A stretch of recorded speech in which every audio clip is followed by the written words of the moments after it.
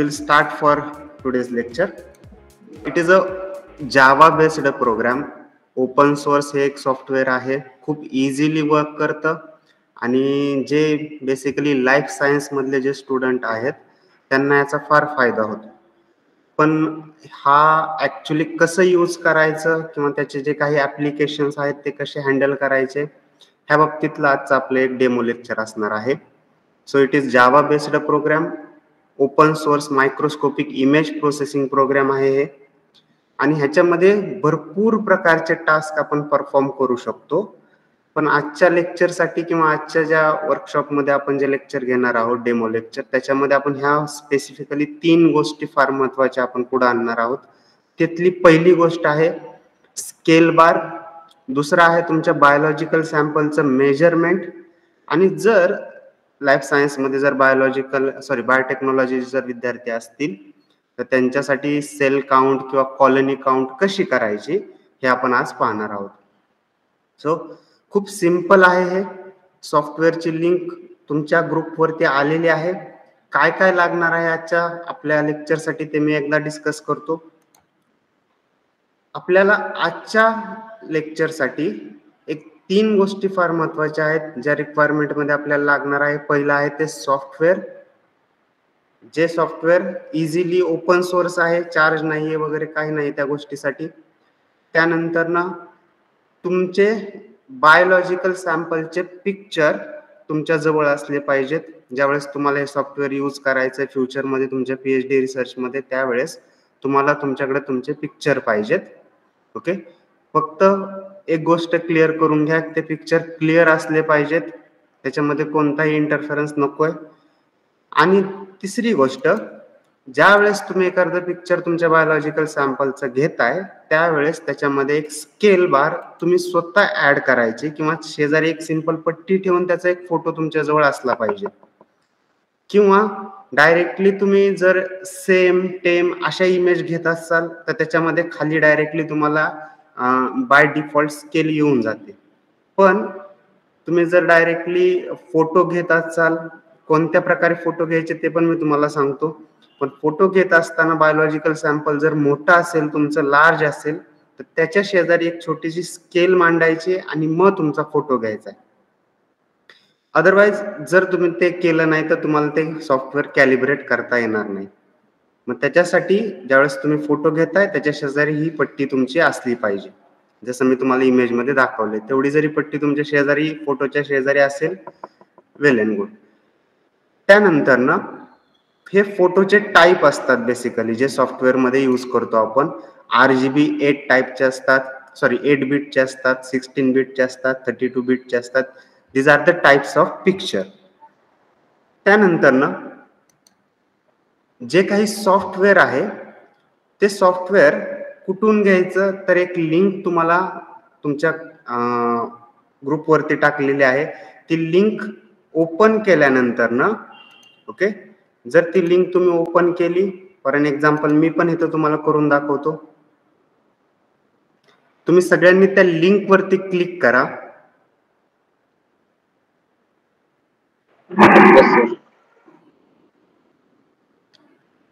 त्यानंतर तुम्हाला तिथं 2 ऑप्शन येतील बेसिकली, की तुमचा कोणत्या बीट साठी तुम्हाला ते डाउनलोड करायचं. तर 64 बेसिकली सगळ्यांच्या लॅपटॉपमध्ये इन्स्टॉल असतं, त्यामुळे 64 बीट साठी तुम्हाला ते डाउनलोड म्हणून ते क्लिक करायचंय तिथं.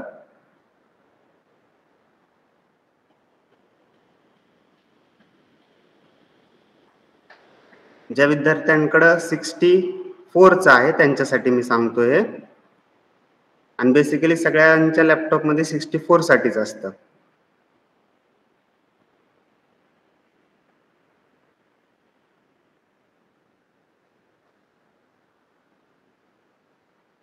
जी इमेज तुमच्या स्क्रीनवरती दिसते तिथपर्यंत आलात तुम्ही? Yes sir. ओके, आता त्या लिंक वरती क्लिक करा. Yes sir. त्यानंतर ना तुम्हाला तिथं डाउनलोड साठी तुम्हाला कोणतं तुमचं विंडोज आहे का दुसरं कोणतं आहे, तर बेसिकली लॅपटॉपला विंडोज आपण अपलोड केलेलं असतं. त्यामुळे विंडोज वरती 64 बिट जावा 8 साठी जिथं इन्स्ट्रक्शन दिलेले आहेत त्याच्यावरती क्लिक करायचंय फक्त तुम्हाला. तिथे दिले पहा, विंडोज डाउनलोड इमेज जे बंडल विथ 64 बिट जावा 8. त्याच्यावरती क्लिक केल्यानंतर ना तुम्हाला ते सॉफ्टवेअर तुमच्या डाउनलोड मध्ये येऊन जाईल. एक 10 सेकंद त्याला वेट करावं लागेल पूर्ण डाउनलोड होईपर्यंत.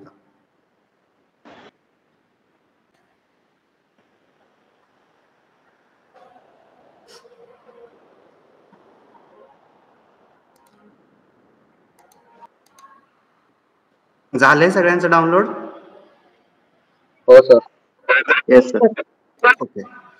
आता ते तुमच्या लॅपटॉप मध्ये इन्स्टॉल करा आणि टास्क बारला ते पिन करून ठेवा. त्याच्यावरती क्लिक केल्यानंतर ना तुम्हाला लक्षात येईल एक ऍप्लिकेशन म्हणून शेवटला एक ऑप्शन आहे, त्याच्यावरती क्लिक करा. डबल क्लिक केल्यानंतर ना ते रन होईल आणि ते सॉफ्टवेअर तुमच्या लॅपटॉप मध्ये डाउनलोड होईल.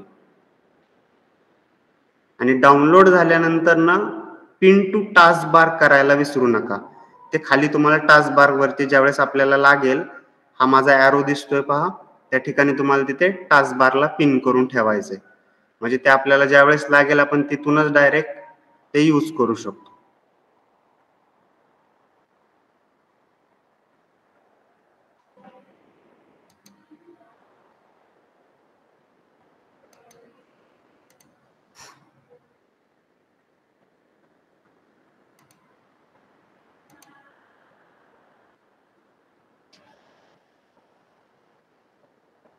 सर ते एक्स्ट्रॅक्ट करायचं आहे की रन करायचं आहे? डायरेक्टली रन करा, एक्स्ट्रॅक्ट करत बसू नका, डायरेक्टली त्याला रन करा. ओके. तुम्हाला ते मिळून जाईल. Okay sir. आणि डाउनलोड रन केल्यानंतर फक्त राईट क्लिक करून पिन टू टास्क बार करा. Okay sir.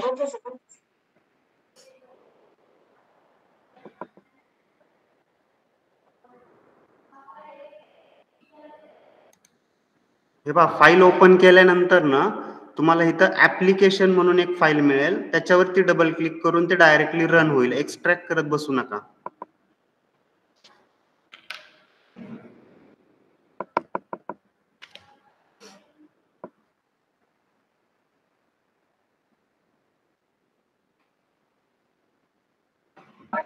सर ते ओपन होत नाही, कुड नॉट फाइंड JR म्हणतो. सॉरी, रन होत नाही, कुड नॉट फाइंड IJJR म्हणतो. रन होत नाहीये का तुमच्या लॅपटॉप मध्ये ते? सर सेम मला पण येत आहे.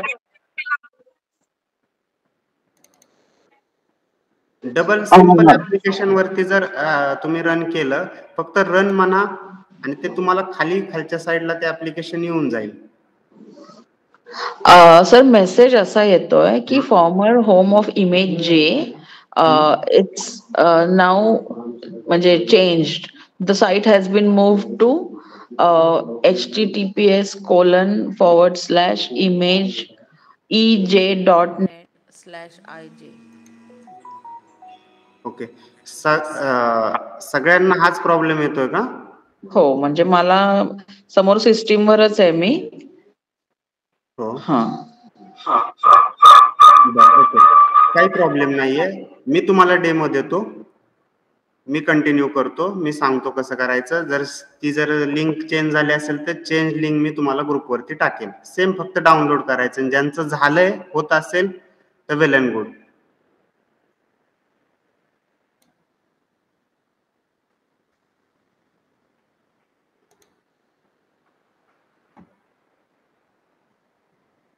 सर कुड नॉट फाइंड IJJR येत आहे. Okay okay okay.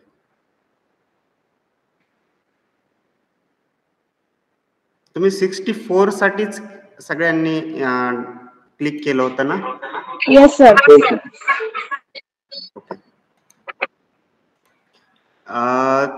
परत एकदा जर तुम्ही करू शकता तर करचाल का? पहा बरं तिथं, कारण ती लिंक माझ्या इथं तर डाउनलोड होतंय. सर ती लिंक वर क्लिक केलं ना की ते परत नवीन साईटला it's saying that the site has moved to आणि मग दुसरं मी जे वाचून दाखवलं ना ओके. तिथे येतंय आणि त्याला ओपन केल्यानंतर फक्त डाउनलोड म्हणतंय. हो, मग डाउनलोडच्या पुढे एक ब्ल्यू कलर मध्ये दिसतंय ना तुम्हाला, त्याच्यावरती क्लिक करायचं आपल्याला. नाही ना, काहीच नाही दिसत. That's what I am telling. Okay. Me screenshot पाठवू का तुम्हाला माझी स्क्रीन PHP च्या दिसते का ग्रुपवर? तुम्हाला? माझी स्क्रीन दिसते सगळ्यांना? येस. मग तसं ऑप्शन नाही येते का तुम्हाला? कुठे सर? इथे का? हा, डाउनलोड विंडोजच्या खाली पहा, तिथं डाउनलोड म्हणून ऑप्शन आहे. हो. हा, मग त्याच्यावरती क्लिक करायचं आपल्याला. ओके. हा, त्याच्यावरती क्लिक केल्यानंतर न पहा, Sir, show the link once again. It is already on your group. Yes, okay, thank you. आणि ते त्याच्यावरती क्लिक केल्यानंतर ना तुमच्या डाउनलोड मध्ये ऑलरेडी ते डाउनलोड व्हायला स्टार्ट झालेलं असेल पहा सॉफ्टवेअर. Yes sir. येस.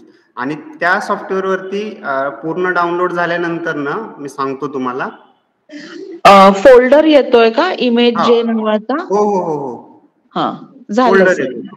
हा, आणि त्याच्या आत परत देणार 4 फोल्डर्स आणि एक IJ म्हणून आहे आर्काइव्ह आणि अजून एक इमेज जे म्हणून ऍप्लिकेशन. हो, तर इमेज जे नावाचा फोल्डर ओपन केल्यानंतर ना जिथं ऍप्लिकेशन लिहिलंय ना त्याच्यावरती डबल क्लिक करा. ओके, मग ते एक्स्ट्रॅक्ट ऑल, रन आणि कॅन्सल असं येतंय. रन म्हणा मॅडम, रन म्हणा फक्त. Okay okay okay.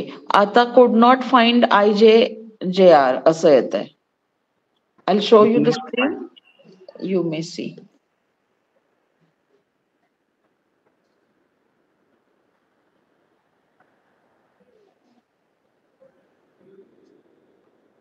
Can you see my screen?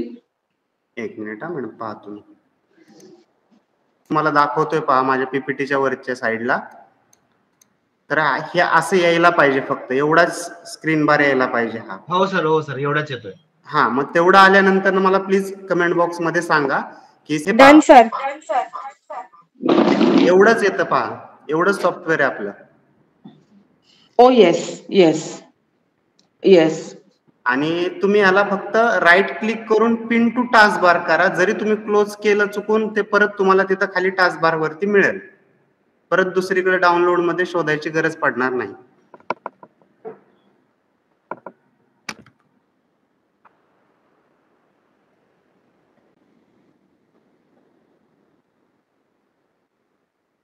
Yes sir. Yes sir. हो. Okay okay.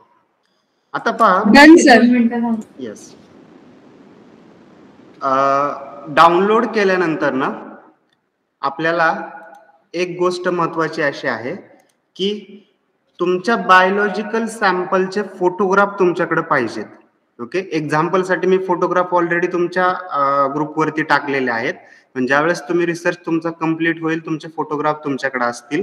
मग सॅम्पल काही असू शकतं. आता लाईफ सायन्सचे विद्यार्थी बऱ्यापैकी, सपोज करा कुणाचं आरेक्निडावरती काम आहे, कुणाचं क्रस्टेशियन्स वरती काम आहे, कुणाचं झू प्लॅन्क्टॉन्स वरती काम आहे. ओके, कोणतंही बायोलॉजिकल सॅम्पल असू द्या, त्याचे व्यवस्थित फोटोग्राफ तुमच्याकडे असले पाहिजेत. First thing is that. आणि फोटोग्राफीसाठी तुम्हाला सगळ्यांना माहित आहे, जे अवेलेबल मायक्रोस्कोप तुमच्या रिसर्च लॅबोरेटरीमध्ये आहेत ते असले तरी सफिशियंट आहेत आपल्याला. फर्स्ट ऑफ ऑल, तुमच्या लेफ्ट साइडला पहा, रिसर्च बायनॉक्युलर मायक्रोस्कोप हा बऱ्यापैकी सगळ्या रिसर्च लॅबोरेटरीमध्ये अवेलेबल असतो. आणि जर त्याच्यावरती माउंटेड कॅमेरा असेल तर फार चांगलं, जेणेकरून तुम्हाला काय होईल, फोटोग्राफ्स इझिली काढता येतील, सेव्ह करता येतील. जर तो ऑप्शन तुमच्याकडे नसेल तर एक माउंटिंग ॲपॅरेटस इझिली अवेलेबल होतं ऑनलाईन, जे मी हे खालच्या साईडला इथं तुम्हाला दाखवलंय पहा इमेज मध्ये.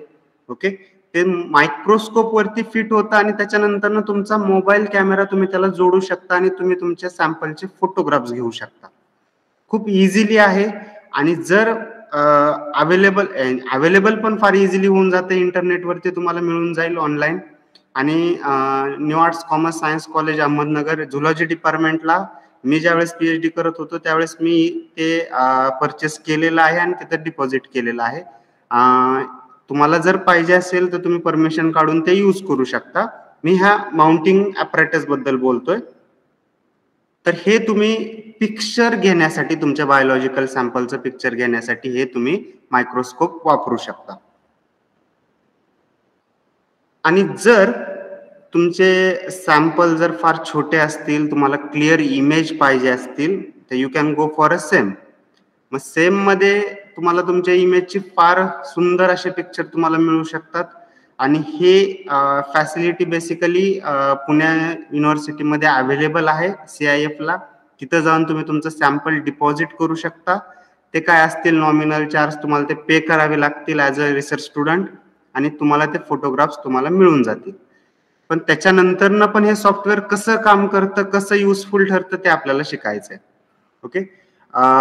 इथं सॅम्पल सेमला देण्यापूर्वी तुमचं सॅम्पल डिहायड्रेट कंडिशनला तुम्हाला तिथं डिपॉझिट करावं लागेल. एवढी गोष्ट तुम्ही क्लिअर करून घ्या.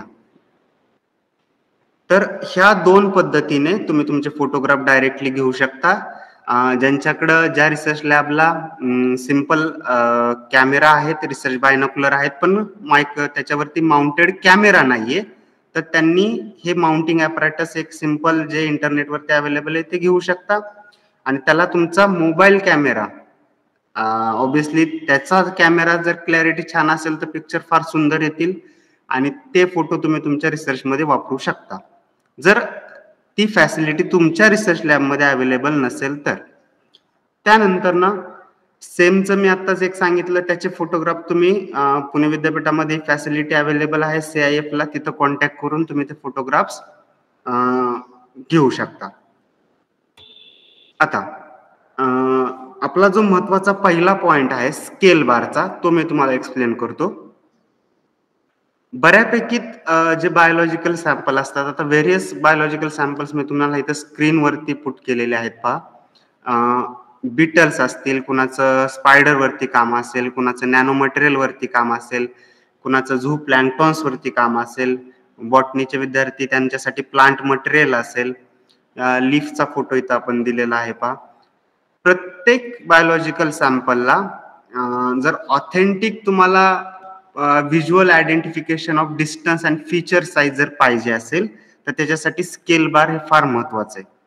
मग हे स्केल बार आपण हे सॉफ्टवेअर वापरून कसं त्याच्यामध्ये टाकू शकतो, हा आपला पहिला पॉइंट होता. तर तुमचं सॅम्पल काही असू द्या, बिटलच्या साईजचा असू द्या, whether it is a microscopic structure और जर लार्ज असेल तरीही तुम्हाला त्याच्यामध्ये ते टाकता येईल. नॅनो पार्टिकल असतील तरी तुम्हाला त्याच्यामध्ये ते स्केल बार ऍड करता येईल. आणि बॉटनीच्या विद्यार्थ्यांसाठी, जे बॉटनीचे विद्यार्थी आहेत त्यांच्यासाठी पण त्यांचं मटेरियल पण लार्ज असतं, पण तुम्हाला ऑथेंटिफिकेशनसाठी स्केल बार पाहिजे म्हणजे पाहिजे. हे बघा, एक प्रॉब्लेम कुठे येतो जर तुम्ही स्केल बार नाही टाकला तर, ज्या वेळेस तुमचा थेसिस रेफरींकडे जातो रिव्ह्यूसाठी, तर त्यावेळेस काही रेफरीज हा एक डाऊट हे करतात की तुमच्या इमेजमध्ये स्केल बार नाहीये. ओके. त्यावेळेस तो प्रॉब्लेम येऊ नये म्हणून आतापासूनच तुम्ही तुमच्या इमेजमध्ये एक सायंटिफिक दृष्ट्या एक महत्वाचा स्केल बार तुम्ही टाकू शकता. तर हे कसं करायचं हा पहिला डेमो आपण पाहू. ज्यांच्याकडे लॅपटॉप नाहीये त्यांनी ऍज इट इज आता सध्याला फक्त नोट डाऊन करून ठेवलं तरी चालेल. ज्यावेळेस तुमच्याकडे लॅपटॉप अवेलेबल होईल त्यावेळेस ही लिंक वापरून तुम्ही सॉफ्टवेअर डाउनलोड करा आणि मग तुम्ही ते हँडल करू शकता. किंवा मी ही PPT ऍज इट इज होस्टला देणारच आहे. हे बघा, फर्स्ट ऑफ ऑल तुमचे जे तुम्ही डाउनलोड केलेलं सॉफ्टवेअर आहे ते स्क्रीनवरती घ्या.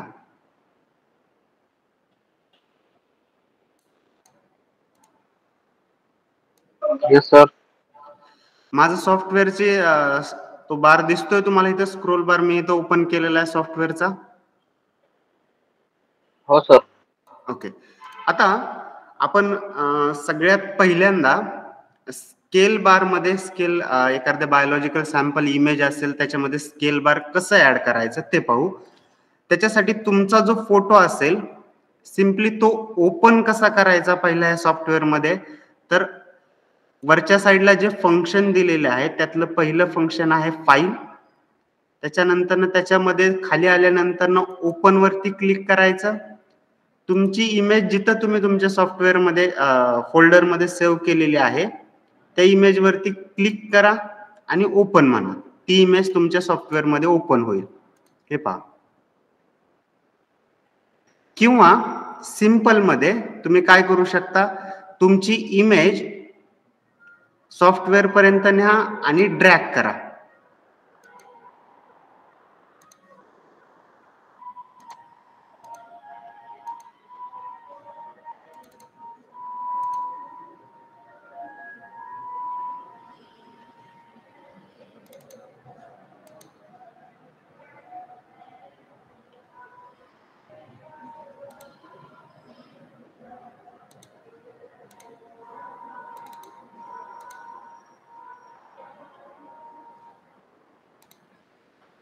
One second.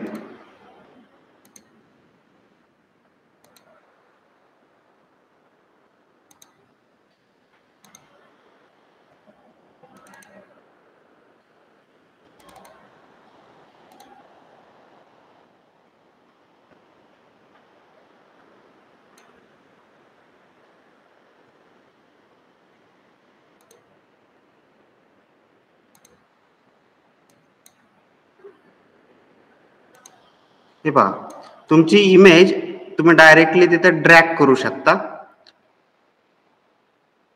आणि ती इमेज इथं खालच्या साईडला अशी ओपन होईल. सॉफ्टवेअर वरती डायरेक्टली ड्रॅग करा किंवा फाईल मध्ये जाऊन ती ओपन करू शकता. तुम्ही दोन्ही पद्धतीने तुमची इमेज तुम्ही तिथं ओपन करू शकता तुमच्या सॉफ्टवेअर मध्ये. आता मी बेसिकली माझी PhD आरेकनिडावरती होती. माझे सॅम्पल हे फार छोटे होते, इथे डेमॉन्स्ट्रेट करायला प्रॉब्लेम येईल त्यामुळे मी हा सॅम्पल जरासा मोठा निवडलाय. तुम्ही तुमचा सॅम्पल बायोलॉजिकल सॅम्पल कोणतंही घेऊ शकता. इन्सेक्ट असेल, प्लांट मटेरियल असेल, काही असेल. मी प्लांट मटेरियलचं पण घेऊन दाखवतो तुम्हाला.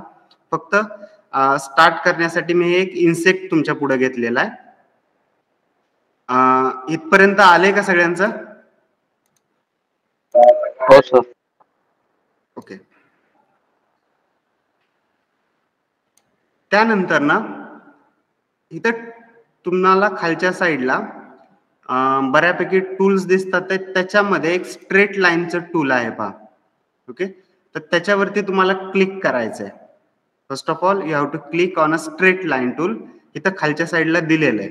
ओके, त्या टूल वरती क्लिक केल्यानंतर ना मी मागं पण तुम्हाला म्हटलं होतं की तुमच्या इमेज मध्ये एक छोटीशी पट्टी तिथं पाहिजे, तरच तुम्ही तुमच्या सॉफ्टवेअरला कॅलिब्रेट करू शकाल. अदरवाईज तुम्हाला ते अवघड जाईल. दोन वेगळ्या इमेज घेऊन पट्टीचा वेगळा फोटो, बायोलॉजिकल सॅम्पलचा वेगळा फोटो असं जर घेत बसला तर फार ते किचकट जाईल. त्याच्यामुळं फोटो घेतानाच काळजी अशी घ्या तुमच्या बायोलॉजिकल सॅम्पलची. मायक्रोस्कोपिक फोटो घेताय तरी त्या मायक्रोस्कोप खाली मायक्रोमेट्रीची स्लाइड असते आपल्याकडं, तो फोटो घेऊन ठेवला तरी चालेल. किंवा तुम्ही जर कॅमेराने तुमच्या सोनीचा असेल, दुसरा कोणता कॅमेरा असेल, त्याने जर फोटो घेणार असाल तर असा फोटो घ्या ज्याच्यामध्ये ती स्केल व्हिज्युअलाइज झाली पाहिजे. स्ट्रेट लाईनला क्लिक केल्यानंतर ना तुम्हाला काय करायचं, एक पॅरलल लाईन जिथं तुमची स्केल आहे त्या स्केल वरती एक पॅरलल लाईन 2 सेंटीमीटरचा अंतर घेऊन ड्रॉ करायची. म्हणजे बरोबर मी 2 सेंटीमीटर पासून स्टार्ट केलं ते 4 ला थांबवलं. ओके, ही एक लाईन मी पॅरलल ड्रॉ केली, म्हणजे ते अंतर फक्त 2 सेंटीमीटर पासून 4 सेंटीमीटर पर्यंत तिथे एक लाईन पॅरलल ड्रॉ केलेली. त्यानंतर ना ही ड्रॉ झाल्यानंतर ना तुम्हाला अॅनालाइज वरती जायचंय. त्याच्यामध्ये सेट स्केल म्हणून ऑप्शन आहे. त्या सेट स्केल मध्ये ही एक तुम्हाला विंडो ओपन होईल. ओके, ही विंडो ओपन झाल्यानंतर ना त्याच्यामध्ये पिक्सलचं ऑलरेडी तुमच्या इमेजचे पिक्सलचं तिथं आलेलं आहे. त्याच्यामध्ये काही करायचं नाही आपल्याला. फक्त नोन डिस्टन्स मध्ये काय करायचंय तुम्हाला, आता तुम्ही जी पॅरलल लाईन घेतलेली आहे त्याचं डिस्टन्स किती आहे. ऑब्विसली आता मी जी लाईन ड्रॉ केली त्याचं डिस्टन्स आहे 2 सेंटीमीटर, म्हणून मी तिथं 2 लिहिलं. त्यानंतर ना युनिट आहे त्याचं सेंटीमीटर, मग तिथं तुम्हाला फक्त CM सेंटीमीटर तिथं युनिट तुम्हाला लिहायचं आहे. आणि जर तुमचे सॅम्पलचे पिक्चर एकापेक्षा जास्त असतील तर ग्लोबल वरती क्लिक करा. एकच पिक्चर असेल, सिंपल एकच तुम्हाला अॅनालाइज करायचं आहे, तर एकाला ग्लोबल करण्याची गरज नाही. आणि ओके म्हणायचंय तुम्हाला. आता हे तुमचं सॉफ्टवेअर कॅलिब्रेट झालेलं आहे.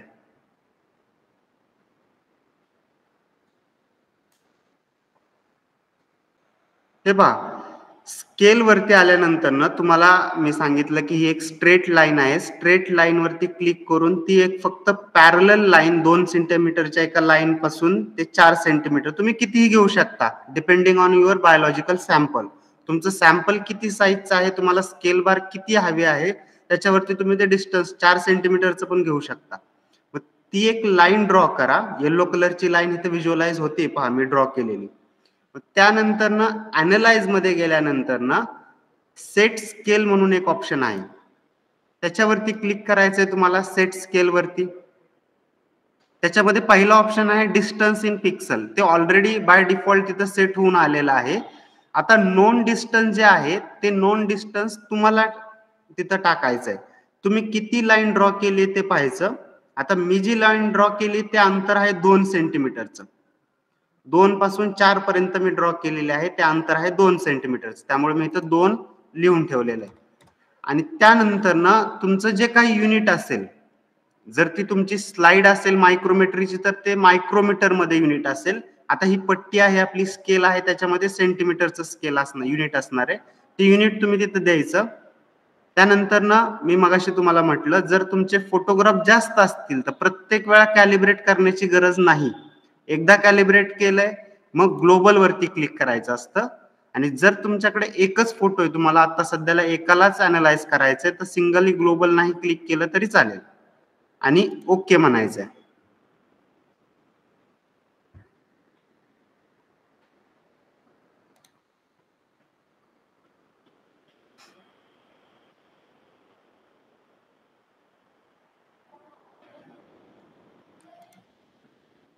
हे पहा, पीपीटी मध्ये सांगतो मी तुम्हाला. स्ट्रेट लाईन सिम्बॉल वरती पहिल्यांदा क्लिक केलं आपण, अॅनालाइज मध्ये गेलो, सेट स्केल मध्ये गेलो, त्यानंतर ना insert your non distance and unit. आपलं 2 सेंटीमीटरचं नोन डिस्टन्स होतं आणि युनिट. बाकीच्या कोणत्याच पॉइंटला आपण डिस्टर्ब केलं नाही. ऍज इट इज ते बाय डिफॉल्ट आलेली संख्या होती ती आपण ऍज इट इज ठेवलेली आहे. युनिट तुमचं सेंटीमीटर होतं ते सेंटीमीटर टाकलं आणि ओके केलं.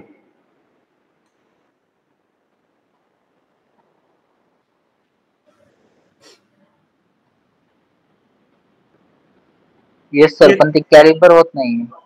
काय होत नाहीये? कॅलिबर होत नाही. ओके केलं ना तुम्ही? हा सर. हा, मग झालेलं आहे ते ऑलरेडी. आता काही नाही करायचं, मी पुढची प्रोसेस सांगतो मी तुम्हाला. ते ओके केल्यानंतर ना ऑटोमॅटिकली कॅलिब्रेट झालेलं आहे तुमचं सॉफ्टवेअर. Okay sir. ओके. आता अॅनालाइज वरती परत आपल्याला जायचंय. त्यानंतर ना लास्ट ऑप्शन आपल्याकडे आहे टूल्स नावाचा. आणि त्या टूल्स मध्ये गेल्यानंतर ना आपल्याला तिथं दिलेलं आहे स्केल बार, जे आपल्याला इंट्रोड्यूस करायचे आपल्या इमेज मध्ये. मग त्या स्केल बार वरती तुम्हाला फक्त क्लिक करायचंय. परत एक नवीन विंडो तुमच्या पुढे ओपन होईल. त्या विंडो मध्ये आता पहा, माझ्या स्क्रीनवरती ती विंडो ओपन झालेली, तुमच्याकडे पण झाली असेल. आता ती विंडो तुम्हाला कशी हँडल करायची पहा. तर तिथं फॉन्ट साईज दिलेली, तुमच्या जी काही स्केल बार असेल त्याची फॉन्ट साईज किती पाहिजे तुम्हाला. आता मी फॉर एन इन्स्टंट 50 कन्सिडर करतो. थिकनेस एक 10च्या दरम्यान टाकतो. त्यानंतर ना विड्थ एक 20च्या दरम्यान टाकतो. त्यानंतर ना कलर आपल्याला जर तुमचं व्हाईट बॅकग्राऊंड असेल तर ब्लॅक कलरची लाईन किंवा ब्लॅक बॅकग्राऊंड असलेलं चांगलं. आणि तुम्हाला ही स्केल बार कुठं पाहिजे त्याचं लोकेशन तुम्हाला तिथं तुम्ही कोणतंही टाकू शकता. बऱ्यापैकी बायोलॉजिकल सॅम्पलला हे वरच्या साईडला, अप्पर साईडला, राईट किंवा लेफ्टला. आता तुम्ही ते तुमच्या पिक्चर नुसार तुम्ही ते ऍडजस्ट करू शकता, राईटला पाहिजे का लेफ्टला पाहिजे. सपोज मी अप्पर राईटला कन्सिडर केलं तर माझ्या इमेजमध्ये आता तुम्हाला दिसत असेल इथं एक स्केल बार ऍड झालेली आहे. आता त्याचं जर मी थिकनेस जर वाढवला तर तुम्हाला ते व्यवस्थित दिसेल. हे पहा 40 केलं, फॉन्ट साईज 100 केला. ओके, इथं तुम्हाला ह्या पिक्चरच्या उजव्या कोपऱ्यामध्ये एक स्केल बार ऍड झालेलं दिसेल. ओके, तर ती 2 सेंटीमीटरची एक स्केल बार मी तिथं ऍड केलेली. तुमच्या बायोलॉजिकल सॅम्पल नुसार तुम्हाला 1 सेंटीमीटरची द्यायची, तुम्ही 1 सेंटीमीटर पण देऊ शकता. ओके, त्यानंतर ना पिक्सल तुम्हाला त्याची थिकनेस किती पाहिजे स्केल बारची. ओके, बऱ्यापैकी नॉर्मल ठेवली तरी चालते. फॉन्ट साईज किती पाहिजे तुम्हाला ते व्यवस्थित दिसलं पाहिजे पिक्चर, तुमच्या थेसिस मध्ये तो पिक्चर हायलाइट झाला पाहिजे तो स्केल बार, त्याच्यामुळे फॉन्ट साईज व्यवस्थित जास्तच ठेवा. त्यानंतर ना कलर तुमचा पिक्चरचा बॅकग्राऊंड कसा आहे त्याच्यावरती तो कलर ठरवा. ओके, मोस्टली ब्लॅकच ठेवा कारण बऱ्यापैकी पिक्चर मध्ये व्हाईट बॅकग्राऊंड असतं. लोकेशन तुम्ही तुमच्या पिक्चर नुसार ते ठरवू शकता, अप्पर राईटला पाहिजे, लोअर राईटला पाहिजे, कुठं पाहिजे. ओके, बोल्ड पाहिजे असेल तर बोल्ड ठेवा. ओके, ह्या गोष्टी तुम्ही जर सेट केल्या तर तुम्हाला इथं स्केल बार व्यवस्थित दिसून येईल. मी साईज वाढवतो म्हणजे सगळ्यांना दिसेल.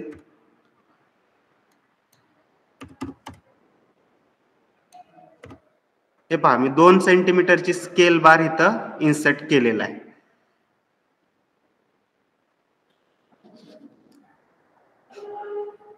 जमतंय सगळ्यांना, करताय तुम्ही. Yes sir. ऍड झाल्यानंतर ना आता ओके म्हणायचं. ओके वरती क्लिक केल्यानंतर तिथं तुमची स्केल बार ऍड झालेली आहे. त्याच्यानंतर ना फाईलला तुम्हाला सेव्ह करायचंय कारण तुमची जी ओरिजिनल अगोदरची फाईल होती ती फाईल आता तुम्ही जर हे क्लोज केलं तर ते स्केल बार निघून जाईल. त्यासाठी काय करायचं, फाईल मध्ये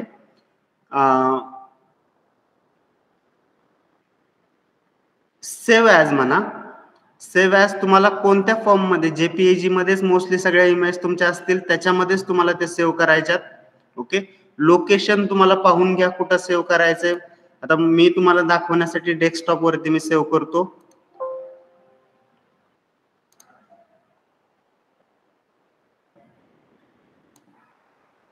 ही पहा माझी इमेज इथं सेव्ह झालेली आहे, डेस्कटॉप वरती आलेली आहे. मी ओपन करून दाखवतो तुम्हाला. हे पहा ओपन झालेली आहे, तिथं स्केल बार आलेला आहे. ओके, अजून एक गोष्ट तुम्ही ह्याच्यामध्ये अशी करू शकता की तुम्हाला आता स्केल बार आलेले ह्या खालच्या पट्टीची किंवा स्केलची आता गरज नाहीये, त्यामुळे तुमची इमेज तुम्ही क्रॉप देखील करू शकता. त्याच्यासाठी करायचंय काय तर सिंपल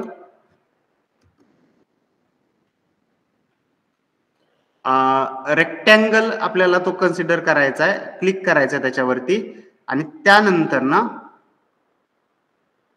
ती जी काही खालची स्केल आहे त्याला एक्सक्लूड करा, ती घेऊ नका. आणि रेक्टँगल घेतल्यानंतर ना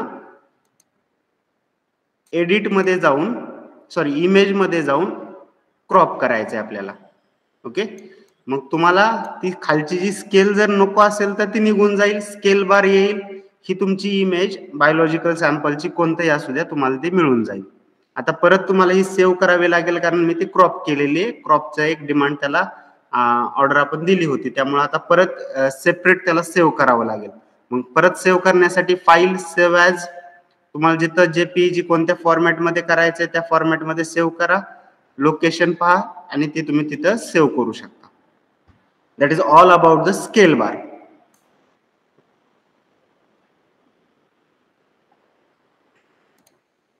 मोस्टली कळालंय बऱ्यापैकी जणांना. Yes sir. ओके, रिपीट करायचं का पुढच्या पॉइंटकडे जायचं आपण. समजलं असेल तर पुढे जाऊ आपण.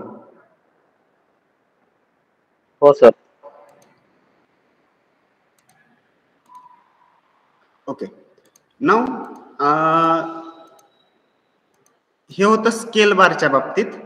बऱ्यापैकी जणांचं आता मला माहित नाही तुम्ही कशावरती रिसर्च तुमचा चालू आहे, पण बऱ्यापैकी जणांना ह्याचा फायदा होईल स्केल बारचा. ओके, ते तुम्ही तुमच्या इमेज जे थ्रू तुमच्या इमेज मध्ये टाकू शकता. हे होतं स्केल बार. त्यानंतर ना दुसरा पॉइंट आपण डिस्कस करणार आहोत तो म्हणजे मेजरमेंटचा. आता मेजरमेंट कसं करायचं? तुमच्या बायोलॉजिकल सॅम्पलमध्ये जर तुमचं तुमच्या थेसिसमध्ये जर तुम्ही ऑब्जेक्टिव्ह एक ऍड केला असेल मॉर्फोमेट्रीचं, मेजरमेंटचं, तर त्याच्यासाठी तुम्हाला वेगळं काही करायची गरज नाही. ह्या इमेज जे थ्रू ह्या सॉफ्टवेअर थ्रू हे होऊ शकतं. ते कसं करायचं? सिंपल, परत तुम्हाला जी लागणारं तुमचं जी इमेज आहे ती तुमच्याकडे पाहिजे आणि सॉफ्टवेअर हे पाहिजे. मी इथे 2 इमेज तुमच्या पुढे शो केलेले आहेत. मॉर्फोमेट्री आणि मेजरमेंट म्हणजे नक्की काय? तुमचं जे काही सॅम्पल असेल त्या सॅम्पलची मॉर्फोमेट्री. आता हे एक पिक्चर आहे माईटचं, अरेक्निडा मधला हा एक सॅम्पल आहे. त्याची मेजरमेंट करण्यासाठी पहा खालचा त्याची लेंथ विड्थ द्यावी लागली मला. हे माझं काम आहे ऍक्च्युली, त्यामुळे मी तुम्हाला सांगतोय. मग त्याच्यासाठी मी हे इमेज जेच वापरलं होतं. ॲक्युरेट तुम्हाला मेजरमेंट मिळतात. दुसरं काही त्याच्यामध्ये वेगळं काही करण्याची गरज पडत नाही. काही सॅम्पल मध्ये पहा डिटेल मॉर्फोमेट्री काही विद्यार्थी करतात. त्याच्यामध्ये लेग्सचं पण तुम्हाला लेंथ द्यावी लागते किंवा देऊ शकता तुम्ही. लेगची पूर्ण लेंथ किंवा काही डिटेल मॉर्फोमेट्री मध्ये तर कोक्झा, ट्रोकॅन्टर, फिमर, टिबिया यासारख्या पार्टचे पण तुम्ही लेंथ मेजर करू शकता ह्या सॉफ्टवेअर थ्रू. मग ही एक प्रोसेस कशी आपण कॅरी आउट करू शकतो थ्रू इमेज जे ते पाहू आपण. परत त्याच्यासाठी काय करावं लागेल आपल्याला? सिंपल, जी काही इमेज असेल, आता तुमच्याकडे हे सॉफ्टवेअर आता ओपन झालेलं आहे. आता फॉर एन एक्झाम्पल मी तीच इमेज घेतो, ड्रॅग करायची तुम्हाला त्या ठिकाणी. ओके, ड्रॅग केल्यानंतर ना फर्स्ट पॉइंट काय करायचं, परत आता कॅलिब्रेट करावं लागेल हे आपल्याला. कारण हे सॉफ्टवेअर एकदा तुम्ही क्लोज केल्यानंतर ना परत ज्यावेळेस तुम्ही चालू करताय त्याला परत तुम्हाला कॅलिब्रेट करणं गरजेचं आहे. कॅलिब्रेट करण्यासाठी परत स्ट्रेट लाईनचा जो ॲरो आहे त्याच्यावरती क्लिक करा.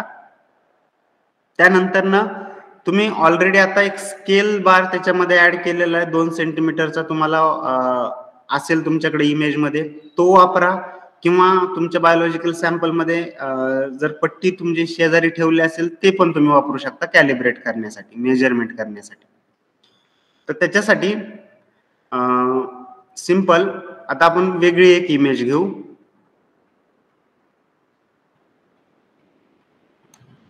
हे पहा, ही एक सेम इमेज आहे स्कॅनिंग इलेक्ट्रॉन मायक्रोस्कोपीची. तुमची कोणती असू शकते. तुम्ही डायरेक्ट मायक्रोस्कोप मधून काढलेली असेल, तुमच्या बायनोक्युलर मधून, किंवा सेम थ्रू तुम्हाला मिळालेली असेल इमेज, काही असू शकतं. मग ती इमेज तुम्हाला इथं ड्रॅग करायची. पहिल्यांदा ड्रॅग केल्यानंतर ना स्ट्रेट लाईन वरती क्लिक करून प्रत्येक इमेज मध्ये पहा तुम्हाला इथं खाली स्केल बार दिसते, ती आहे जवळपास 500 मायक्रोमीटरची. ओके, तर त्या स्केल बार वरती तुम्हाला काय करायचंय, पॅरलर एक ॲरो ड्रॉ करायचा आहे. जेवढं ती लाईन आहे तेवढ्या लाईनचा तो एक लाईन पॅरलली ड्रॉ करायची.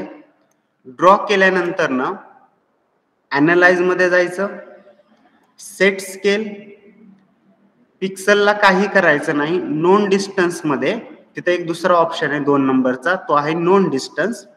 त्याच्यामध्ये आता आपल्याला माहित असणारं नोन डिस्टन्स आहे, मी जे कॅलिब्रेट करतोय ते आहे 500 मायक्रोमीटरचं. जी मी लाईन ड्रॉ केलेली आहे पॅरलल ती आहे 500 मायक्रोमीटर. सो मी फक्त तिथं 500 आणि लेंथ मध्ये युनिट मध्ये मी मायक्रोमीटरचं युनिट तिथं कॉपी पेस्ट करतो, म्हणजे आपल्याला मेजरमेंट व्यवस्थित मिळेल. हे युनिट मी इथं मायक्रोमीटरचं फक्त कॉपी पेस्ट केलं.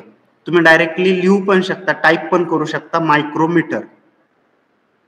जर युनिट तुमच्याकडे तिथं आता इंटरनेट अवेलेबल नसेल तर त्यावेळेस तुम्ही फक्त मायक्रोमीटर जरी लिहिलं तरी तुम्हाला ते पुढं चालू शकतं. मग आता आपण काय केलं, फक्त नोन डिस्टन्स जी लाईन ड्रॉ केली होती त्याचं नोन डिस्टन्स किती आहे तर ते 500 मायक्रोमीटर आहे, ते मी इथं लिहिलं.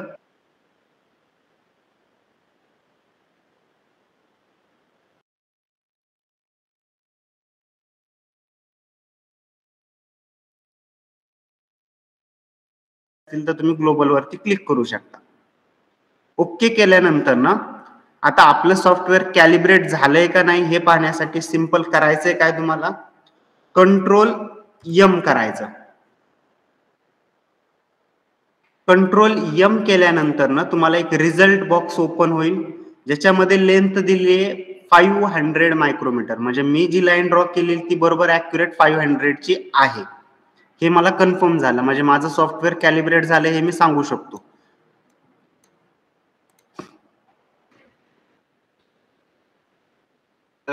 समजतंय सगळ्यांना? Yes sir. Yes sir. Okay. Yes sir. त्यानंतर ना आता कॅलिब्रेट झाले, ह्या रिझल्ट बॉक्स वरून आपल्याला कळून येतं की मी कंट्रोल एम केलं, माझी लेंथ मला मिळाली 500 जी मी ड्रॉ केली होती. आता जो सॅम्पल तुमच्याकडे असेल त्या सॅम्पल वरती काय करायचंय, सपोज करा तुम्हाला लेंथ कॅल्क्युलेट करायची. लेंथ कॅल्क्युलेट करण्यासाठी तोच एरो वापरायचा स्ट्रेट लाईनचा, आणि तुमच्या बायोलॉजिकल सॅम्पलची लेंथ कॅल्क्युलेट करण्यासाठी तो एक लाईन तिथं ड्रॉ करायची. आता लाईन ड्रॉ केल्यानंतर ना कॅलिब्रेट झालेला आहे सॉफ्टवेअर, त्या परत तुम्हाला कॅलिब्रेट करायची गरज नाही, फक्त लाईन ड्रॉ करा आणि रिझल्ट घेण्यासाठी कंट्रोल एम करायचं. ओके. कंट्रोल एम केल्यानंतर ना तुम्हाला परत पहिल्या रिझल्टच्या खाली दुसऱ्या रिझल्ट मध्ये बघा लेंथ आलेली आहे 846 आणि युनिट तुम्हाला माहित आहे, युनिट आलेलं आहे आपलं मायक्रोमीटरचं. मग हा जो काही स्पेसिमन आहे माझा, ह्या स्पेसिमनची लेंथ आहे 846 मायक्रोमीटर. ही झाली माझ्या बायोलॉजिकल सॅम्पलची लेंथ. जर तुमचं ऑब्जेक्टिव्ह असेल, मी परत एकदा सांगतो विद्यार्थ्यांना, जर तुमच्या रिसर्च मध्ये पीएचडी मध्ये हे जर ऑब्जेक्टिव्ह असेल, मग तुम्ही कोणत्याही फील्ड मधले असाल, बॉटनी मध्ये असाल, बायोटेक्नॉलॉजी मध्ये, झुलॉजी मध्ये, प्रत्येक सॅम्पलचं तुम्हाला जर मॉर्फोमेट्री करायचे असेल, फॉर एन एक्झाम्पल बॉटनी मध्ये पोलन ग्रेनची साईज असेल किंवा अजून काही असू शकतं, तुमचं सॅम्पल वेगवेगळं असतं प्लांट मटेरियल मध्ये, तिथं तुम्हाला लेंथ द्यावी लागते. त्यावेळेस कसं करायचं ते पण मी तुम्हाला ह्या पिक्चर थ्रू सांगतोय. मग आता ही झाली लेंथ. जर तुम्हाला विड्थ कॅल्क्युलेट करायची, सिंपल एक हॉरिझॉन्टल एक लाईन ड्रॉ करा आणि परत एक कमांड द्या कंट्रोल एम ची. तिसरा रिझल्ट तुमच्या पुढे येतो पहा 602. ही आहे विड्थ ह्या बायोलॉजिकल स्पेसिमनची. दुसरं काहीच करायची गरज नाही. जे मायक्रोमेट्रीच्या त्या किचकट प्रोसेस आहेत त्या करण्याची गरजच नाहीये. हॉरिझॉन्टल एक लाईन ड्रॉ केली, कंट्रोल एम केलं की तुम्हाला त्या स्पेसिमनची विड्थ मिळून जाईल. असं तुम्ही काहीही त्याच्यामध्ये कॅल्क्युलेट करू शकता. फॉर एन एक्झाम्पल, वरच्या साईडला ह्या स्पेसिमनचा माउथ पार्ट किंवा ग्नॅथोसोमा ज्याला आपण म्हणतो ते आहे. त्याची जर मला लेंथ पाहिजे असेल, त्याला परत मी मेजर करेल, फॉर एक व्हर्टिकल लाईन ड्रॉ करेल जेवढं आहे पिक्चर मध्ये दिसतंय तेवढं, आणि कंट्रोल एम केलं की मला त्याची लेंथ तुम्हाला तिथं लगेच मिळून जाईल. Same for legs. लेगच्या बाबतीत पण तसं तुम्ही करू शकता. व्हेंट्रल साईडला तो पिक्चर तुमच्याकडे अवेलेबल असेल तर वेल अँड गुड. जर नसेल तर डायरेक्ट स्ट्रेट लेग तुम्हाला पाहिजेत. आता ऑब्विसली तुम्हाला मेजर करण्यासाठी ते स्प्रेड झालेलं बायोलॉजिकल सॅम्पल पाहिजे. हे सेम पिक्चर काढताना काही लेग जर असे फोल्ड झालेले आहेत, त्यामुळं जे लेग्स स्ट्रेट आहेत त्या स्ट्रेट लेग वरती तुम्ही ती लाईन ड्रॉ करा, कंट्रोल एम ची ऑर्डर द्या. Fourth leg is measure about 642 micrometer. तर हे झालं मेजरमेंटच्या बाबतीत. मग तुम्ही तुमचं कोणतंही बायोलॉजिकल सॅम्पल असू द्या, तुम्ही ते मेजर करू शकता.